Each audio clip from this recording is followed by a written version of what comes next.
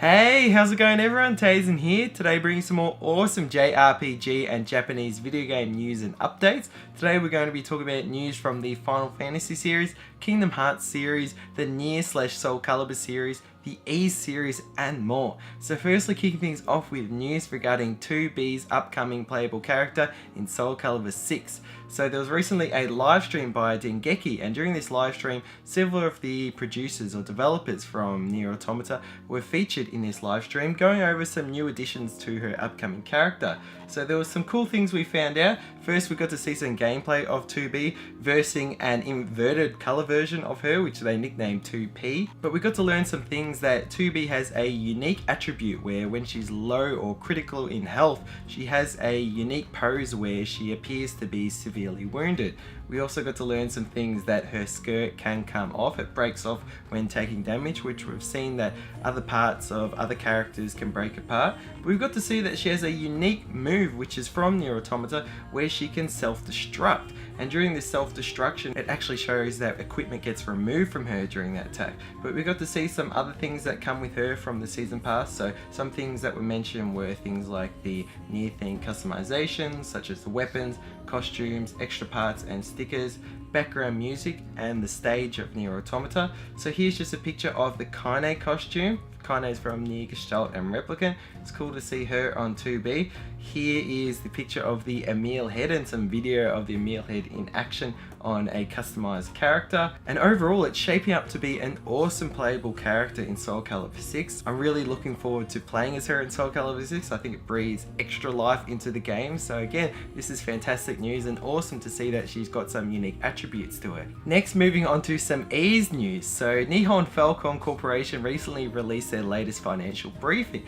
And during this financial briefing, CEO Toshihiro Kondo gave us some news regarding the brand new Ys game coming out. So he said that in celebration of the series' 30th anniversary, they're making a brand new Ys game for a console, and this next Ys game will not be a remake, but a brand new title.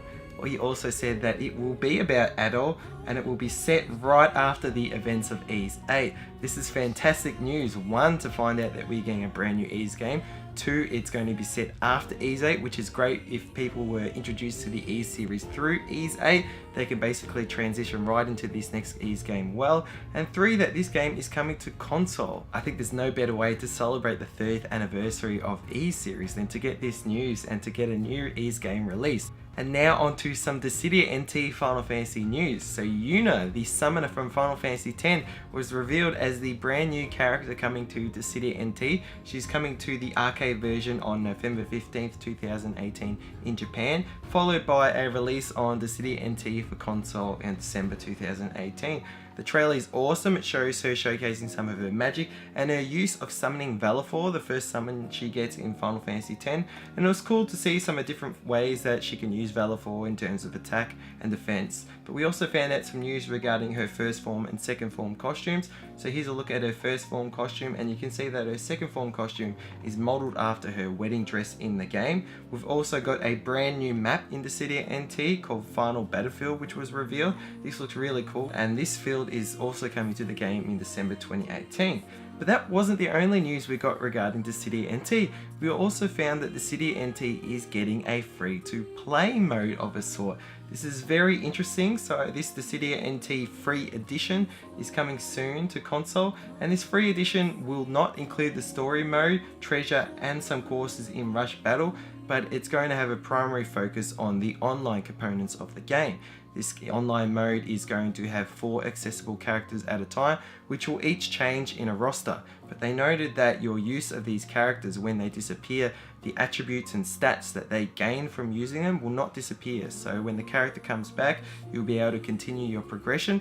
But also, if you're interested in getting one of those characters playable for the entire time, you can actually purchase those characters individually for currently noted to be 800 yen in Japanese. We'll find out the Western prices when we get more information on that. But we can also see that if you want to upgrade to second form costumes and color swaps, you can just pay an additional 300 yen, as well as fourth weapons are being sold at an additional 100 yen. There's also going to be a new mission mode, which is coming both to the free edition and the actual purchased edition of Dissidia NT.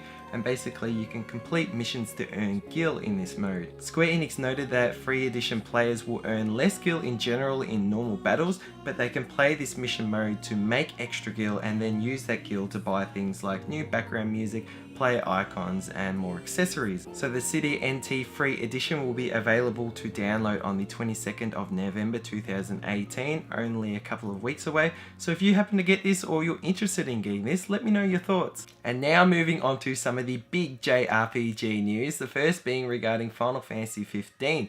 So in a recent pre-recorded stage event, which was also commemorating the game's 2-year anniversary, we found out that Hajime Tabata, the director of Final Fantasy 15, has resigned from Luminous Productions and Square Enix as of the end of October. We saw a letter translated regarding his reasons for leaving. He thanked the fans and he said that he is leaving to pursue his own projects and create his own studio. So this is interesting because we also found out that Square Enix have reported a loss of $33 million. It's mentioned in part due to Luminous Productions that work on AAA games with it, but it's interesting because we found out that the Final Fantasy 15 DLC for next year, the majority of which has been cancelled. So we found out that of the 4 upcoming DLCs, only 1 is coming to us, and fortunately that is the one I was most excited for. That is the Episode 1 Arden, the Conflict of the Sage. But we found out the episode side story Aranea, the beginning of the end, has been cancelled. Episode 2 Luna Freya, the Choice of Freedom, has been cancelled, and Episode 3 Noctis, the Final Strike, has been cancelled. This is very interesting, and maybe that $33 million estimated loss is actually taking into account the foreseeable loss of cancelling these DLCs and the current work that may have already been done on them. But in regards to the Arden DLC, we got our first teaser trailer showcasing the story and the gameplay of it, and it looks fantastic. We got to get a bit of backstory of Arden, one that he had been locked up in Angel Guard for approximately 2 millennia. He seemed to have been released by Vestale in his younger ages, appearing quite similar to Prompto, reasons being from the game if you've played episode Prompto. And we also got to see some gameplay of him, especially the way he moves with what appears to be the Star Scourge in his body, almost warping and being able to jump into people's bodies. It was really cool seeing that, and it was cool seeing a final scene with him and Regis, and they were both using their armature weapons against each other, which is very reminiscent of the Versus 13 trailer with Noctis and Ravis Nox Florette. But we also got another trailer showcasing a Final 14 collaboration crossover with Final Fantasy 15. So in this crossover, specifically in Final Fantasy 15, we got to see that they're bringing a side quest which will feature a Mikote, one of the character races in Final Fantasy 14, Garuda as a boss in this side quest, who is apparently a primal god in Final Fantasy 14 Online, and we also got to see some cool costume outfits for the characters. So we got to find out that this special quest is called Adventurer from Another World. It features a Mikote named Jahimel, who appears in Eos asking for Noctis and his friends' help. As a reward for being this quest, you get a Mikote outfit for Noctis, we get a Hyo outfit for Prompto, we get a Regaiden outfit for Gladio, as well as an Elysian outfit for Ignis. This is really awesome to see, but this wasn't all that we got. We also got another trailer showcasing the upcoming Comrades expansion, which is going to be released standalone on December 12th, 2018. And in the trailer for the standalone release of Comrades, we got to see some things that you'll be able to fight Gilgamesh from the episode Gladiolus. You'll be able to fight the previous Lucian Kings, which were introduced to the Royal Edition, as well as Omega, which was also introduced as a secret or optional boss in Insomnia in the Royal Edition at the end of the game. In light of all this news, it's good to see that we're getting some cool content to coming to Final Fantasy 15, especially at its 2nd year anniversary, but it's interesting to find out that the other DLC have been cancelled. Personally, I am not too concerned with the DLC being cancelled, especially given that they discussed that the episode Noctis was going to be going over some potential alternations to the story, and I personally liked the way the story ended. The sort of alternate route in episode Ignis somewhat confused me and other people because it didn't provide enough context or reasonings as to why certain events occurred. It was almost as if it gave more questions than answers. So I'm happy that we're basically getting episode Arden, because Arden, being one of the primary characters in Final Fantasy 15, did not get enough backstory and information, leaving us with more questions. So I hope this answers it, and it's great that we've actually seen Arden's brother in the trailer, Somnus, so we may get some more information regarding that betrayal and how Somnus became the first Lucian King. And lastly, moving on to some big Kingdom Hearts 3 news. So we recently got a brand new Kingdom Hearts 3 trailer at Inside Xbox. It was the Winnie the Pooh trailer, showcasing so many awesome new things coming to Kingdom Hearts 3. We got to see the 100 Acre Woods, some mini games in it. We got to see a Chirithy in Kingdom Hearts 3, especially in a cutscene with Sora. We got to see Sora in what appears to be a brand new world where we got to see hundreds, if not thousands of different versions of Sora running through this area in the sky with all this glass around him. It's very interesting and intriguing as to whether this may be one of the final worlds in the game or part of the final world, which Tetsuya Nomura himself said is his favorite world. We got to see a part of what appears to be the next Keyblade War between the Organization 13 members and the 7 Guardians of Light. It was also interesting to see that Terranaut and Lingering Will were fighting each other. That was a very cool cutscene to see. But during this scene, we also got to hear Master Xehanort's brand new voice actor.